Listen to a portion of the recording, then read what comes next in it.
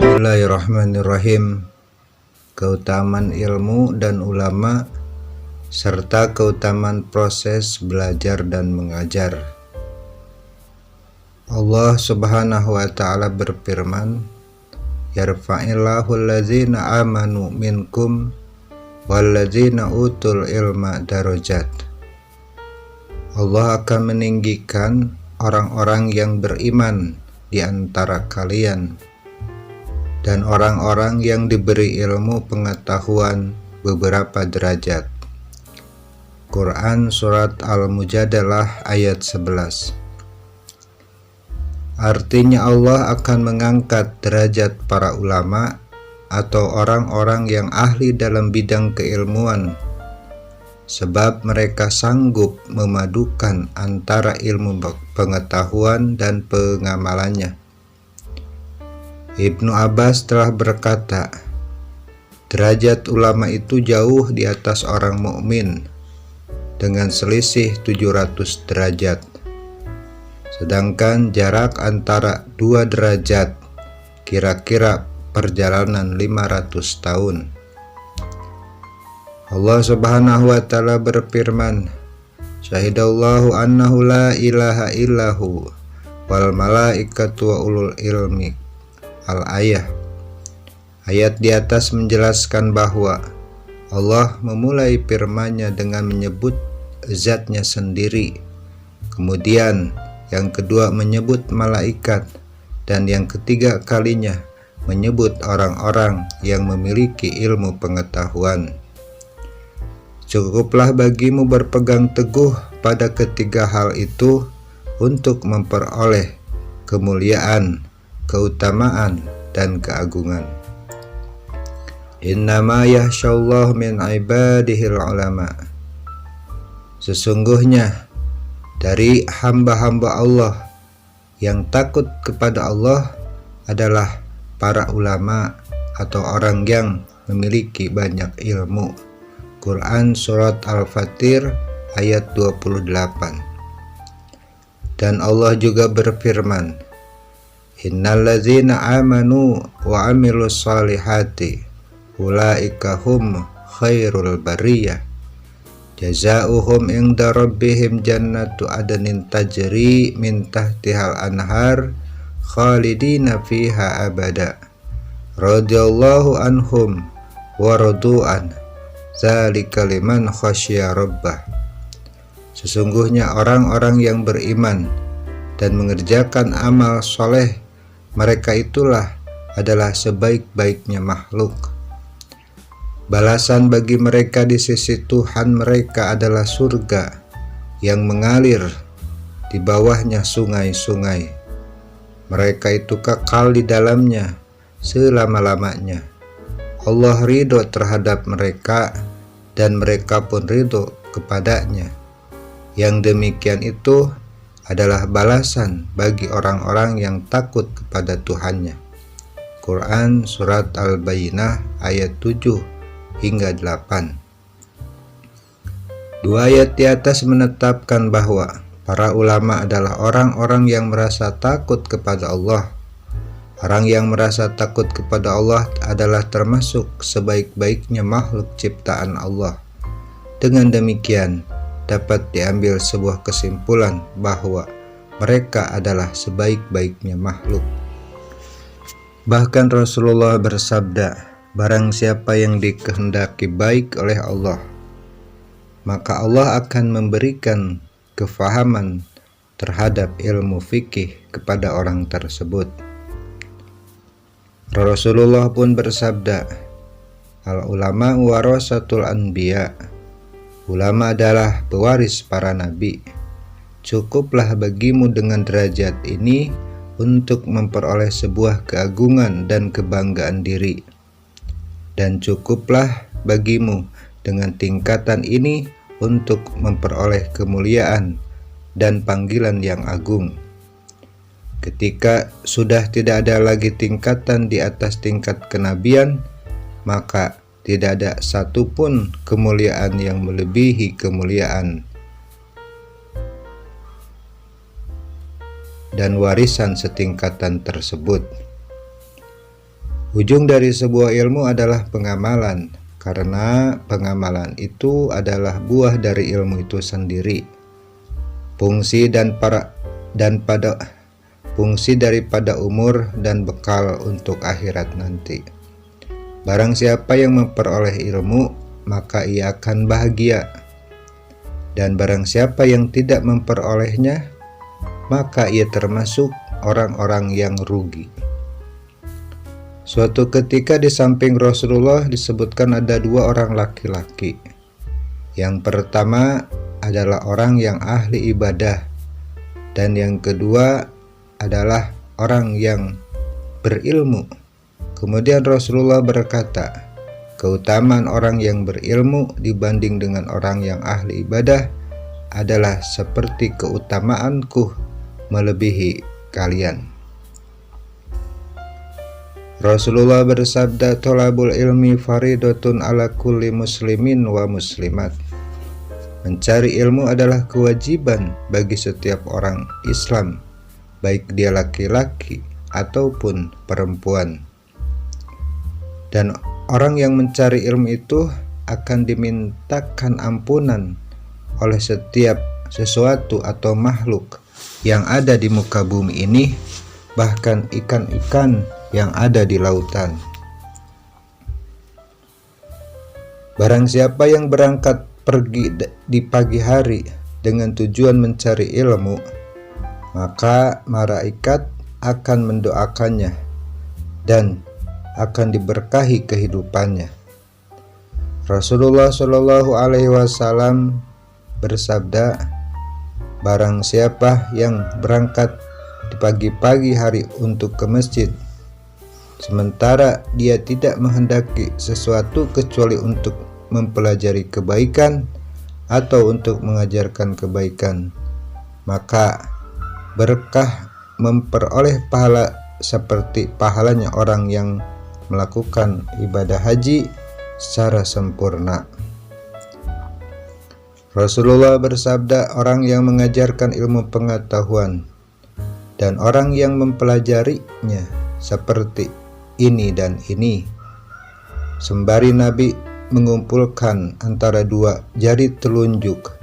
Jari yang berdampingan merupakan dua jari yang saling bersekutu atau berdekatan dalam hal kebaikan, dan tidak ada satupun kebaikan di kalangan seluruh manusia setelah proses belajar dan mengajar. Jadilah engkau pengajar atau pelajar atau pendengar atau pencinta terhadap ilmu pengetahuan, dan janganlah engkau jadi orang kelima, karena hal itu engkau akan binasa. Ta'alamul ilma wa 'allamuhun nas. Pelajarilah ilmu pengetahuan dan amalkan ilmu itu kepada manusia lainnya. Idza ra'aitum riyadul jannah, apabila kalian semua melihat taman-taman surga, farta'u, maka tempatilah. Faqila ya Rasulullah, maka para sahabat berkata, wahai Rasulullah, wa ma riyadul jannah, apa yang dimaksud dengan taman surga? Nabi menjawab, taman surga adalah taman yang digunakan untuk diskusi atau transfer ilmu. Imam Atha berkata, yang dimaksud taman surga adalah majelis-majelis yang digunakan untuk membahas masalah halal dan haram. Bagaimana cara engkau melakukan jual beli? Bagaimana cara engkau melakukan sholat? Bagaimana cara engkau mengeluarkan zakat? Bagaimana cara engkau melakukan ibadah haji yang sempurna? Bagaimana cara engkau melakukan pernikahan? Bagaimana cara engkau menceraikan istri? Dan lain sebagainya. Rasulullah Shallallahu Alaihi Wasallam, ta'alamul ilma wa a'lamul bihi. Pelajarilah ilmu pengetahuan dan amalkanlah ilmu tersebut. Pelajarilah ilmu pengetahuan dan jadilah kalian sebagai ahlinya. Rasulullah pun berkata, pada hari kiamat nanti akan ditimbang tinta-tinta atau karya-karya para ulama dan darah orang-orang yang mati syahid. Rasulullah bersabda, Allah tidak akan disembah dengan sesuatu yang lebih utama daripada faham dalam ilmu fikih atau ilmu agama. Karena sesungguhnya satu orang yang ahli di bidang ilmu fikih itu lebih berat godaannya bagi setan atau perjuangannya bagi setan dibanding 1000 orang yang ahli ibadah tanpa menggunakan ilmu fikih. Rasulullah Shallallahu Alaihi Wasallam bersabda, ada 3 orang yang berhak memberikan syafaat kepada orang lain nanti pada hari kiamat, yaitu para nabi, para ulama, dan para syuhada.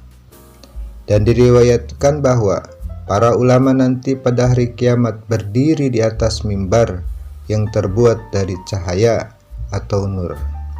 Al-Imam Al-Qadi Husain mencuplik sebuah hadis dalam permulaan catatan kakinya. Sesungguhnya Rasulullah telah bersabda, barang siapa yang mencintai ilmu dan para ulama, maka semua kesalahannya tidak akan ditulis selama hidupnya.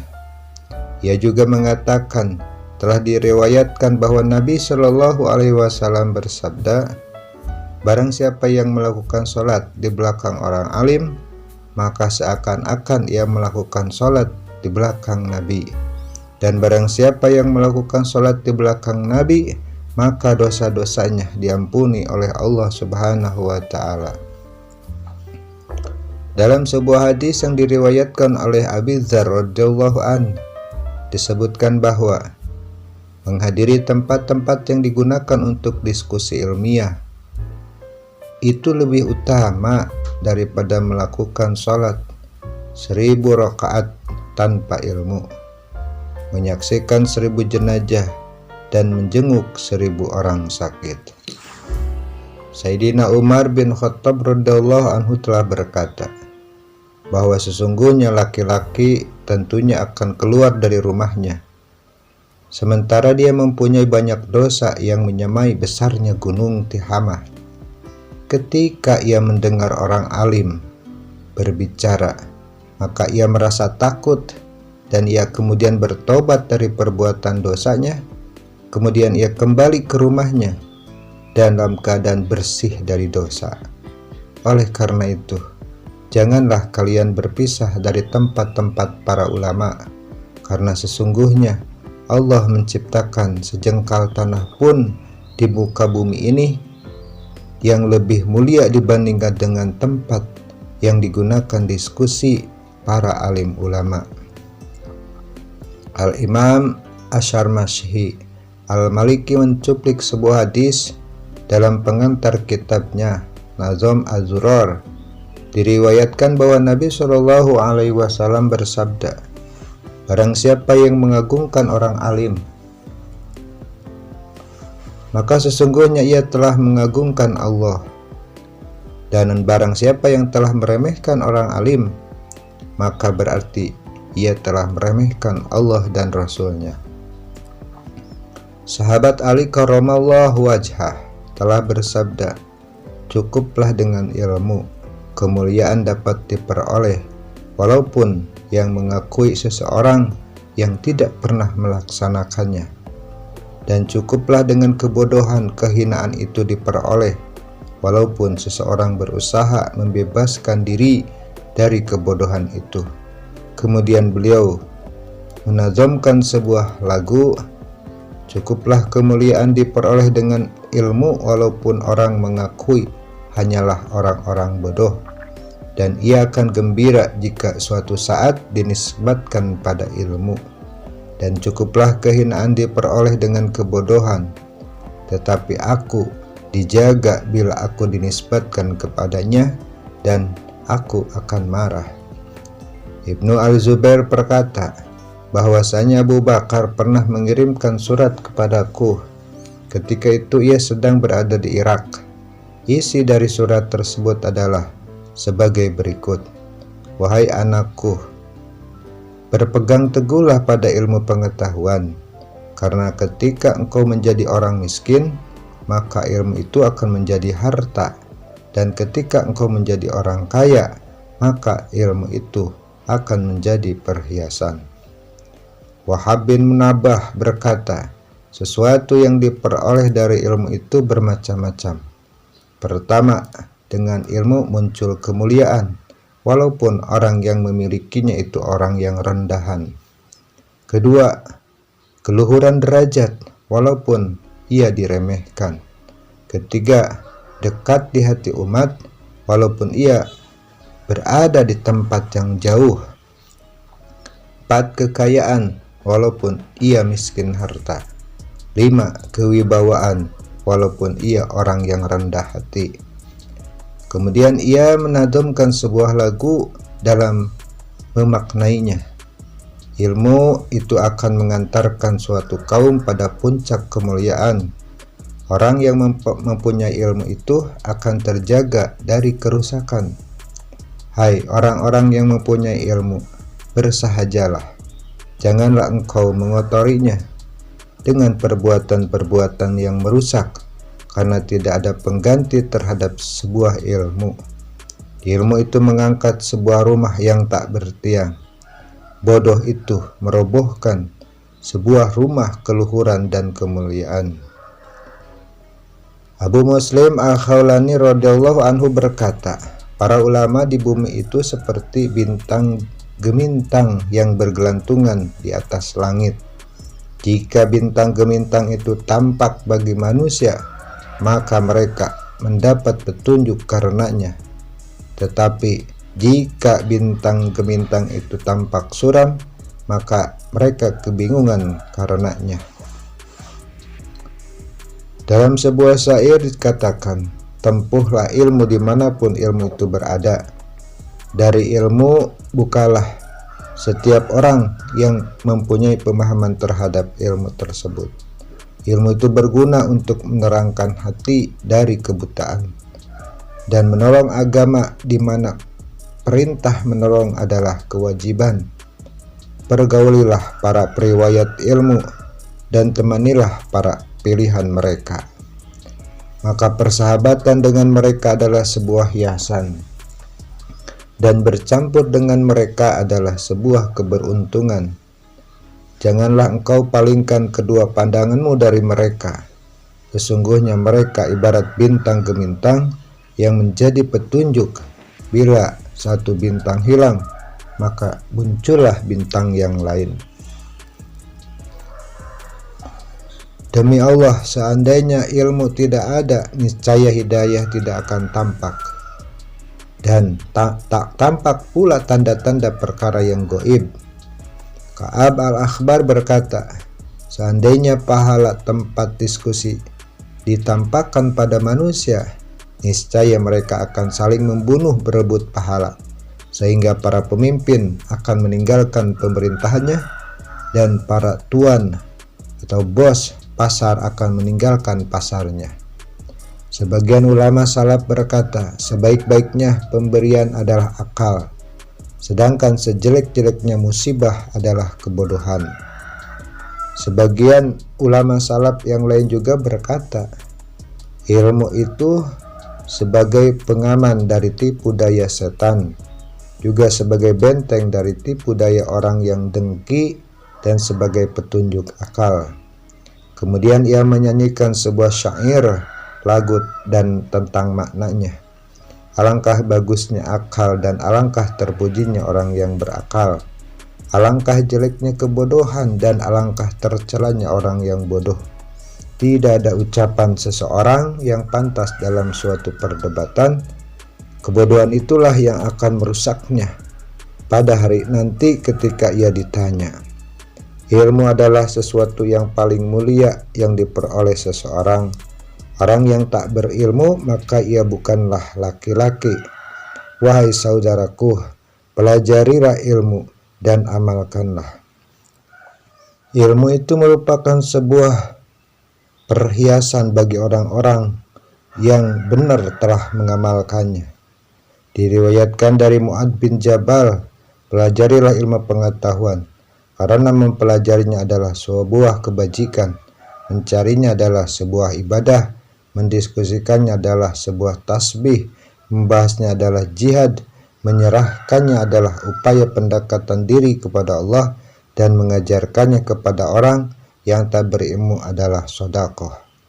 Fudail bin Iyad telah berkata, orang alim yang mengajarkan ilmunya kepada orang lain, maka ia akan diundang di kerajaan langit sebagai pembesar. Sufyan bin Uyainah telah berkata, kedudukan manusia yang paling tinggi di sisi Allah adalah orang yang berada di antara Allah dan di antara hamba-hambanya. Mereka itulah para nabi dan para ulama. Ia juga mengatakan, di dunia ini seseorang tidak akan diberi sesuatu yang lebih utama daripada derajat kenabian, dan tidak ada sesuatu pun setelah derajat kenabian yang lebih utama daripada ilmu pengetahuan dan ilmu fikih atau ilmu agama. Kemudian ia ditanya, dari siapakah perkataan itu? Ia menjawab, perkataan ini berasal dari seluruh para ahli fikih. Imam Syafi'i telah berkata, seandainya para ahli fikih yang selalu mengamalkan ilmunya bukan sebagai kekasih Allah, niscaya Allah tidak akan mempunyai seorang wali. Ibnu Al-Mubarak radhiyallahu anhu berkata, seseorang itu masih dianggap pandai selama ia mencari ilmu. Apabila ada seseorang menganggap bahwa dirinya pandai, maka ia benar-benar telah bodoh. Imam Al-Waqi berkata, seseorang laki-laki yang tidak akan dikatakan orang alim sehingga ia mau mendengarkan orang yang lebih tua, mau mendengarkan orang yang sebanding dengannya, dan mau mendengarkan orang yang lebih muda darinya.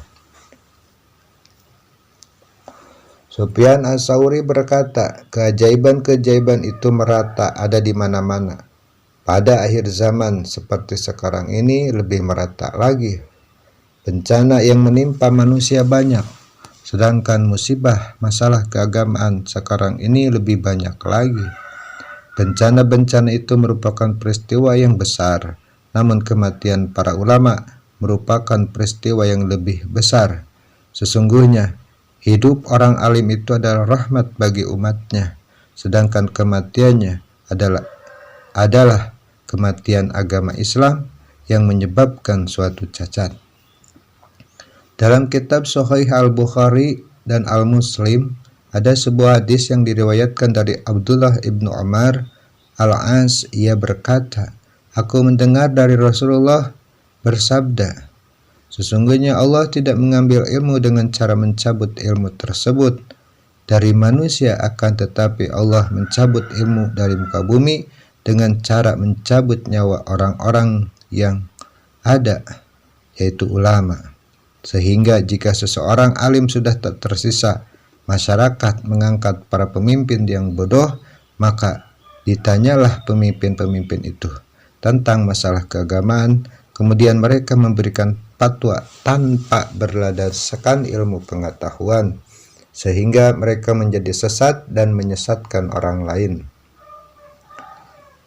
Maka semua hal yang telah disebutkan di atas, yakni keutamaan ilmu dan orang yang memiliki ilmu, hanyalah hak ulama yang mengamalkan ilmunya, berkepribadian baik dan bertakwa yang bertujuan untuk memperoleh keridhaan Allah Subhanahu wa Ta'ala, dekat kepada Allah dengan mendapatkan surga yang penuh dengan kenikmatan.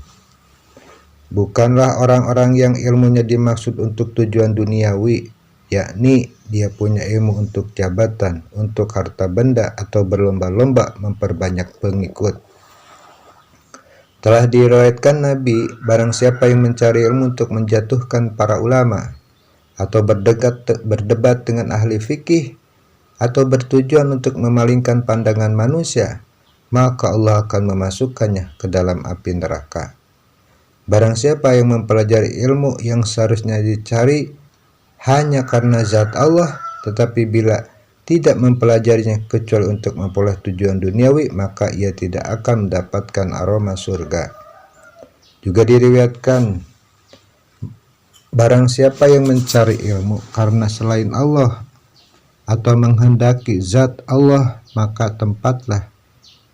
tempatilah tempat duduknya di api neraka.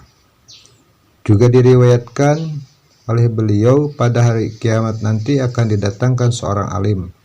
Kemudian ia dilemparkan ke dalam api neraka sehingga ususnya terburai keluar dari perutnya. Kemudian ia berputar-putar di dalam neraka laksana keledai yang berputar sambil membawa alat penggiling. Kemudian penduduk ahli neraka mengerumuninya sambil bertanya, "Apa yang menyebabkanmu seperti ini?" Maka ia akan menjawab, "Aku memerintahkan orang lain agar melakukan kebaikan, tapi aku sendiri tidak melakukannya. Dan aku melarang orang lain agar tidak melakukan perbuatan yang buruk, sementara aku sendiri melakukannya."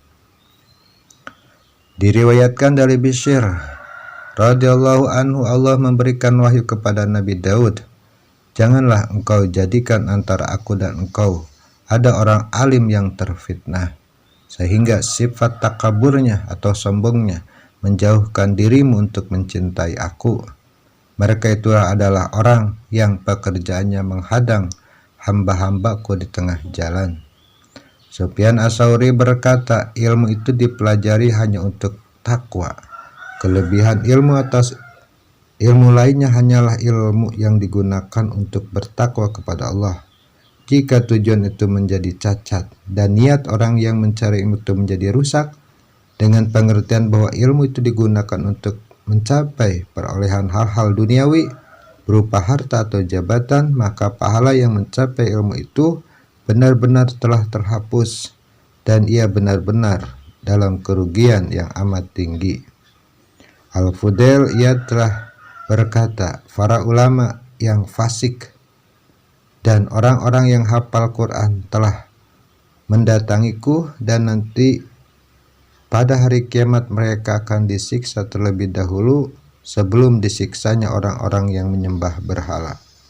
Al-Hasan Al-Bisri berkata, siksaan ilmu pengetahuan adalah hati yang mati.